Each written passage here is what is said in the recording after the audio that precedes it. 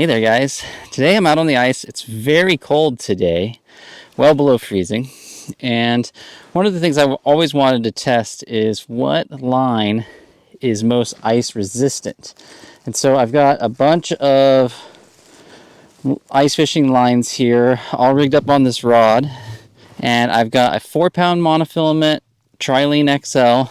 I've got 4-pound monofilament Trilene Ice Blue. I've got 4-pound Cigar Red Label Fluorocarbon, 4-pound Fireline from Berkeley, which is a thermally fused braid, and I've got 5-pound Power Pro 8 weave. So what I'm going to do here is I'm going to put on a timer, and I'm going to jig these up and down together, and we're going to see how much ice forms up on these different lines. I'm going to talk about why I like these different types of lines.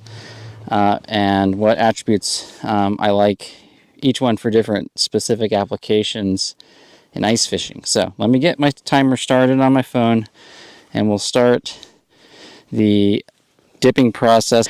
Okay, here we go. So I'm just going to keep jigging these up and down, and we'll just start seeing how much ice buildup we get. Now, one of the reasons this is really interesting to me is that I don't like to use my ice hut as much, even when it's really cold like today. I like to move around a lot, stay on top of the fish. I just don't like to set up a hut and get it all warm and toasty because it just makes me want to stay in place. And so I tend to move around and jig a lot outside where it's very cold, and I get a lot of ice buildup on my line. I'm already getting some ice buildup on all of these lines. So like I said, the first line I have is Trilene XL. This is their monofilament designed for spinning reels, so it's extra light, extra limber, and so it doesn't coil up, doesn't have as bad a memory. But what happens with normal monofilament lines, especially when they get cold, is they get a little more brittle. They tend to get a little more memory, which is why Trilene also makes a ice blue line, which I have on this reel here. You can see that blue color. And this line is designed to be a little softer at colder temps, sort of the same concept with like your winter tires. The whole idea here is to keep it nice and supple. And of course, the real advantage with monofilament to me is it's really inexpensive. It's widely available. It also has really good stretch. So if I'm in barbless fisheries like I'm in today, it really helps to keep the fish pinned. But it also has very good abrasion resistance because of that softness. It can scrape across the edge of an ice hole and just doesn't get damaged that badly. And even if it does, because of its stretchiness, it still manages to maintain a lot of its strength, which is why I like it a lot. The disadvantages with it is that it does tend to get quite a bit of memory, and it's also buoyant. So if you're fishing really small jigs, it can slow down the descent of those jigs, especially at great depth. And because of its stretchiness, it's hard to get a really good hook set at extreme depths too. Now the other line I've got here is 4-pound Red Label Cigar, and this is basically their budget fluorocarbon. I really like fluorocarbon for ice fishing. Now in another video, I looked at these different lines underwater, and of course fluorocarbon has the best light transmission, so it basically just disappears down there. And you can run a really heavy fluoro, and the fish just will not be able to see it. But what I like most about fluoro is it's got a little bit less stretch, so it's really good for those solid hook sets at depth, and also transmitting the bite, so for soft biting panfish at depth. But what I like most about it is its abrasion resistance. It's a very hard material. It's a very dense material, so it sinks in water. It's denser than water, and so it's very abrasive resistant. When scraping on the edge, it tends not to get chewed up as bad as monofilament. But the problem is if it does get damaged, it's much more likely to break than monofilament will once it's damaged. All right, so we're at 5 minutes. I'm going to keep going just a little bit longer here just to see. I'm not seeing anything super clear when they're jumping out yet, but we'll go ahead and take a look here in just a sec. So I'm going to keep it going for a couple more minutes. Next up is the Berkeley Fireline, and this is their 4-pound smoke. Now it's a braided line that is thermally fused, so they heat it and that fuses all of that braided line together to create a smoother surface and a little bit thinner diameter too. And it's one of my favorite ice lines, especially for perch when I'm jigging, you know, deeper than 30 feet, because it has zero stretch. I'll use just a little bit of leader of probably fluorocarbon or monofilament, typically fluoro. But most of all, it has some of the best bite, transmission, and hook setting ability just because of that zero stretch and really thin diameter. And then lastly, I've got 5-pound Power Pro here.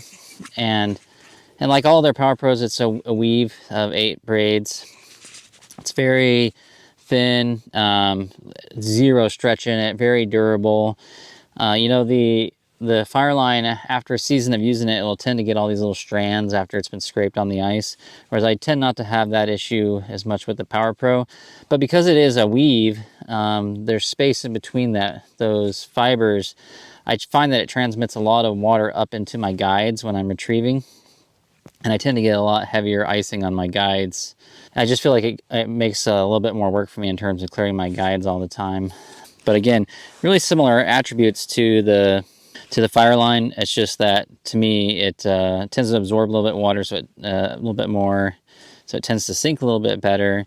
Whereas the Fireline is a little more hydrophobic because of that fused exterior. Okay, so we're at 8.5 minutes now. So I'm going to keep going for a minute and a half, do 10 minutes, and then we'll do an ice assessment on these lines. Okay, so time's up. Let's take a look at these.